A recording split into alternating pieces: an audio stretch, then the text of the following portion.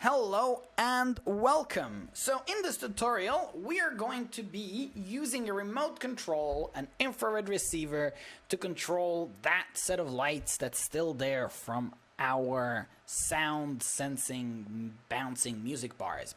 So how are we going to do that? And the short answer is using an infrared remote library. Now a library is a sort of set of semi-hidden code where you have some complex problem that is solved, and instead of you engaging with the entire problem, you're only using a couple of the functions that the library produces. So in effect, you go from your capacity to understand every aspect of a particular circuit or a particular program to being able to use certain inputs to produce certain outputs. It highly empowers the user to do amazing things, but it also more or less always leads to a somewhat lower level of understanding. But if you are a veteran, you can go into the GitHub. This is going to be attached as a link. And you can look into the various files, examples, and everything that goes into this library. I mean, there are 309 commits, so 309 versions. There's 39 people working on it. So as you can imagine, this is no trivial piece of work. So having told you this caveat about library being a black box, let's just see how we can use this black box. So you go inside GitHub, inside the Arduino IR remote, and you download a zip file. At this point, you go into your Arduino. I've already pre-written some code, and you go into Sketch, Include Library, Add Zip Library. You can go into your downloads, and if you go into your sort of latest downloads, come on, man, what's up? Keeps wanting to rename it. If you go into your latest downloads, surely I'll be able to get into my downloads. Documents, downloads. So if you go into your latest downloads, which you can go details, date modified, there you go. I downloaded the library twice. You can just click on it and click open. So once you do, you're going to get this IR remote.h, and typically speaking, if you go into File, Examples, IR remote, there are a whole lot of examples that come ready with this library. So you can just upload that code and try to make it work with a particular circuit. But we're going to make this ourselves.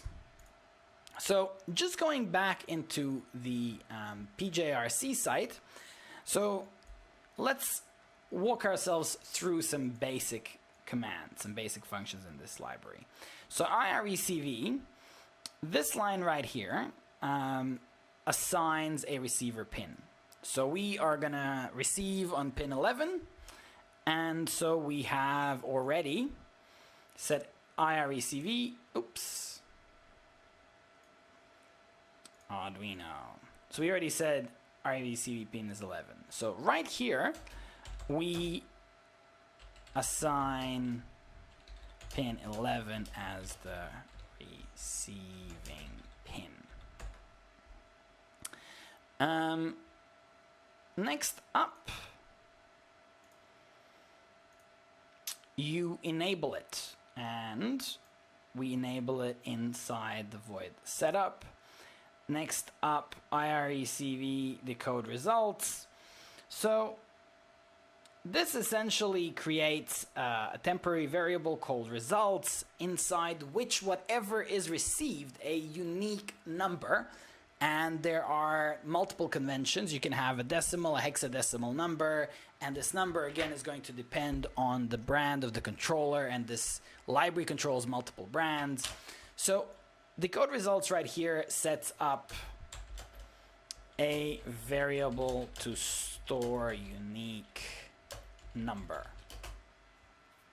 And that essentially here enables receiving. So at this stage, we have done the entire setup. So right now we need to basically write an if statement saying if there is a result that comes in, we want to print it. And to print it, we're going to need the serial.begin 9600, and we're going to have to do that if statement here. So this is a Boolean. So this is just if recv.decode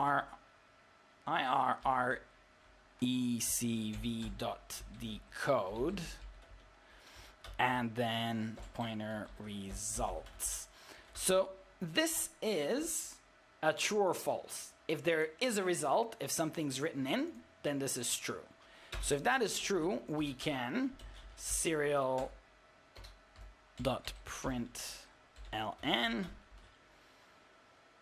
and we can print results.value. And this value can be various formats. So we're just going to go with hexadecimal. And that should do it. There is also an IRECV resume, which gets us ready to receive another code. But once I upload this, we should be ready to receive a number and print it. I don't think it's going to work twice, but it's definitely going to work. So, wow, I'm optimistic. Yeah, it's going to work once we plug this guy in. So we need to go into pin 11. By the way, if you want to look at one last link, there's a DF robot example, and here you see that once it faces you, the rightmost pin is 5E, the middle is G and D, and that last guy is going to be our signal. So he's going to go into pin 11.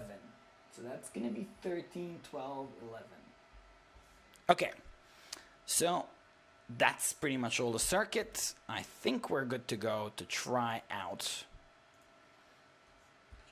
if we can receive a unique code. So I'm just going to press volume plus, and we should see one line of code. Oops.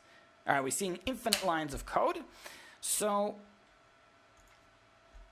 in the very next line, I think we should go irecv.resume. And this function right here just sort of resets the receiver and gets it ready to receive another code. So hopefully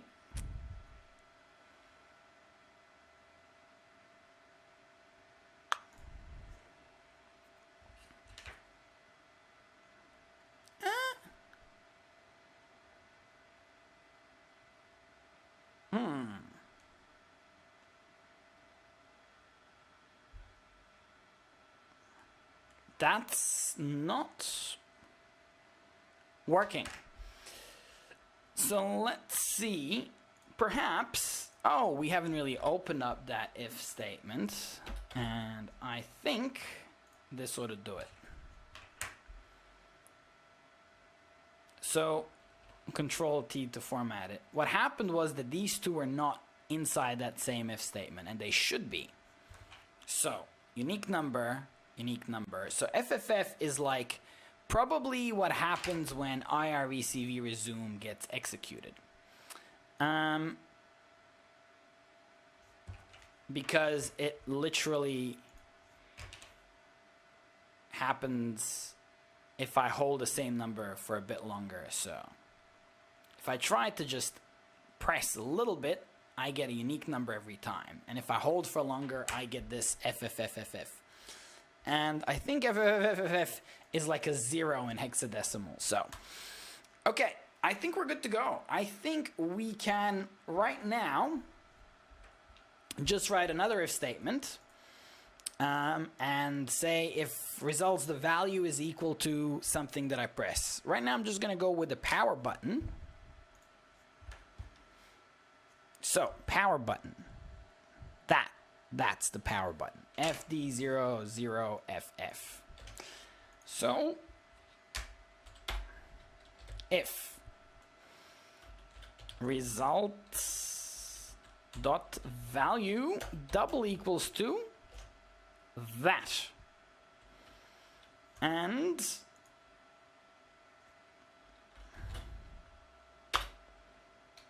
what am I gonna do? I'm just gonna turn on all the lights. So for int I equals to, so our lights are actually they've been switched over, so they're from 2 to 7.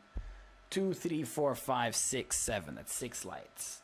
Int I equals to 2. I is less equal to 7. And then we're gonna iterate. So from 2 to 7. Oh, I need to do the same to basically set them up in setup.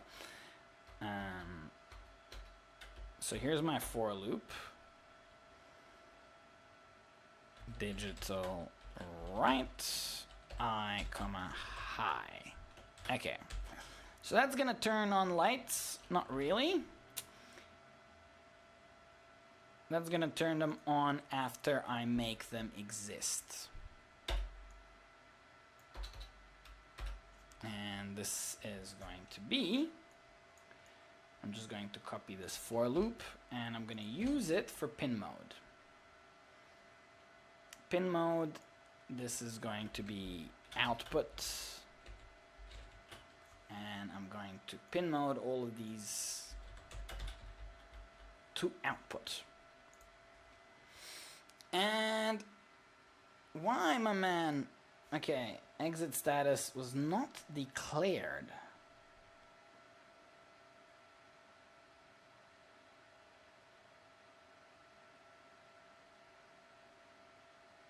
But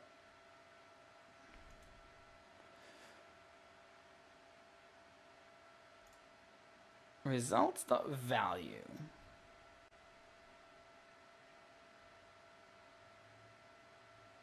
but it's a unique number. So that should close that if. And that should have that loop.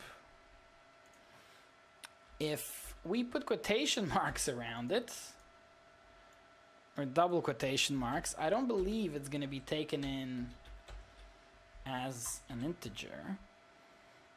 This is...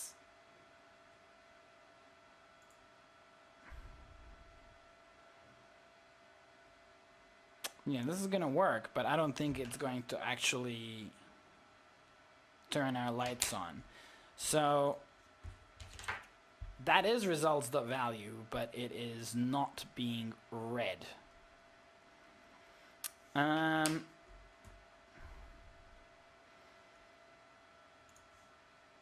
There is a trick that I've seen with hexadecimal. Don't ask me how this works, but you go 0 and then lowercase x.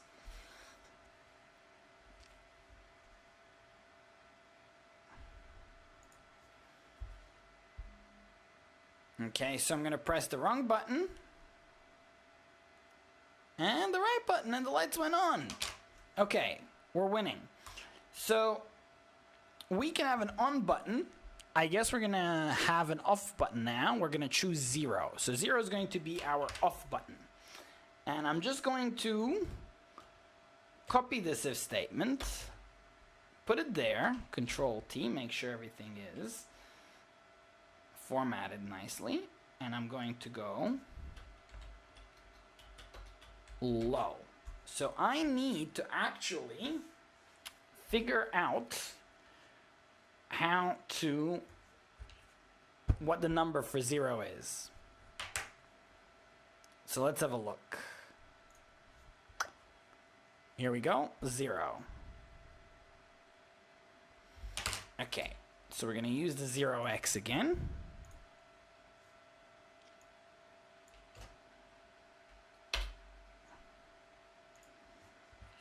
Moment of truth.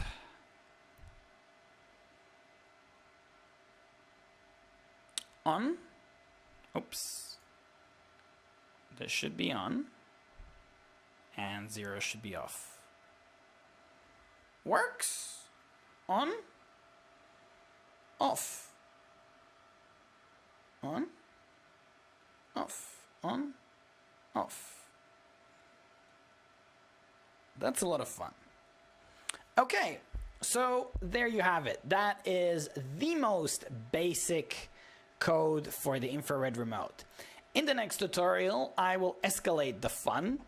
I will add a loudspeaker, and I'm going to use this to turn the loudspeaker on and off. And I'm going to also use it to select a frequency for that loudspeaker.